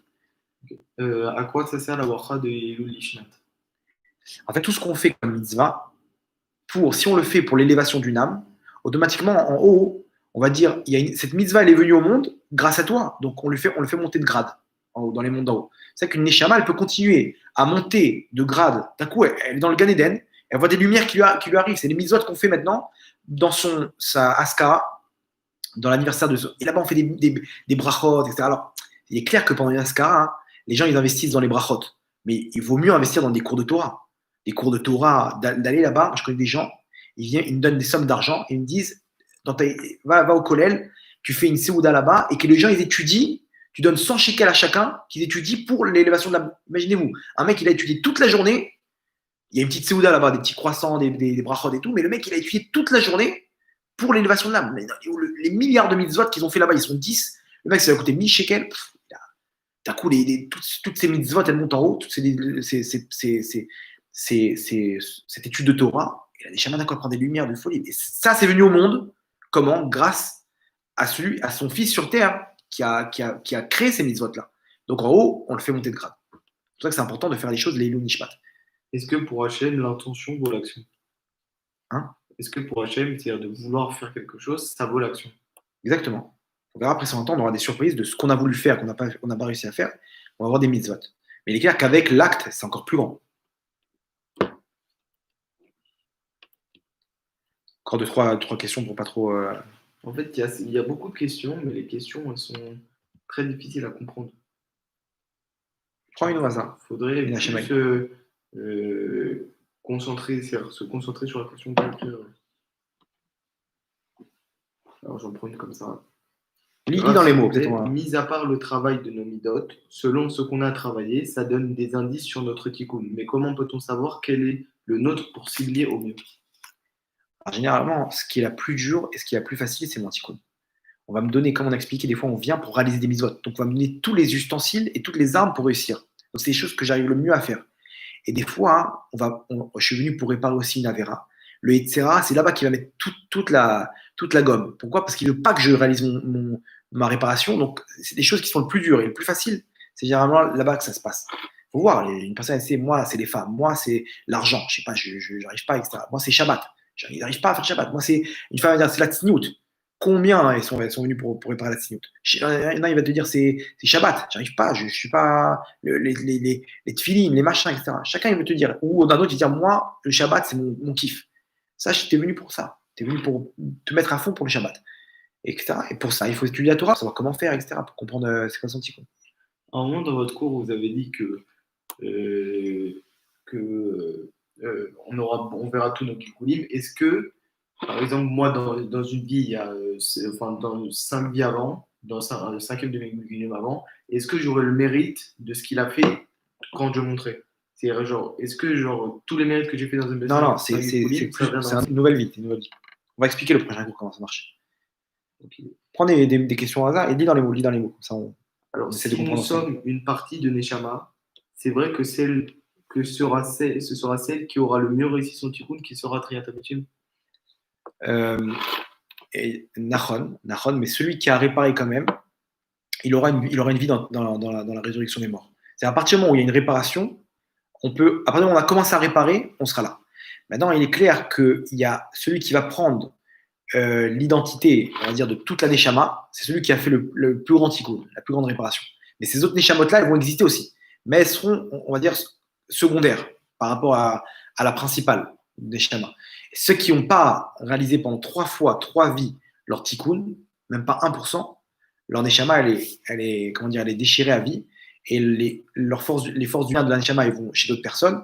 Et le mal de leur Neshama, elles sont divisées pour les forces du mal. Que se passe-t-il pour ceux qui souhaitent être brûlés après leur mort? Alors c'est grave, ceux qui sont brûlés après leur mort, la souffrance pour la Neshama, elle est immensément grande. Pourquoi? Parce que chaque membre matériel, elle correspond à un membre spirituel en haut. Donc quand on a brûlé les membres matériels en haut, il y a une influence sur les membres spirituels. C'est pour ça que c'est grave. C'est une souffrance terrible pour la Neshama. Même de perdre un membre, de remettre le membre dans la tombe. Même si c'est hyper important. Il y a une question qui est sympa. Est-ce que, la question grave, c'est grave de dire lors du décès de quelqu'un, de dire à l'ange de la mort qu'il dégage? Tu peux dire jusqu'à demain, mais ça va. Ça peut rien changer dans le. Non, ça peut pas changer. Même si on le dit Bekavana ou n'importe comment, c'est non, à part, comme on dit, les tzadikim, qu'ils avaient la force. Il y a une histoire là-bas dans le Zohar où Rabbi Shimon Bar Yochai, il y a un de ses élèves qui est rentré, il a vu l'ange de la mort derrière lui. Il savait qu'il devait partir. Et il s'est levé, Rabbi Shimon Bar Yochai, il a chassé l'ange de la mort.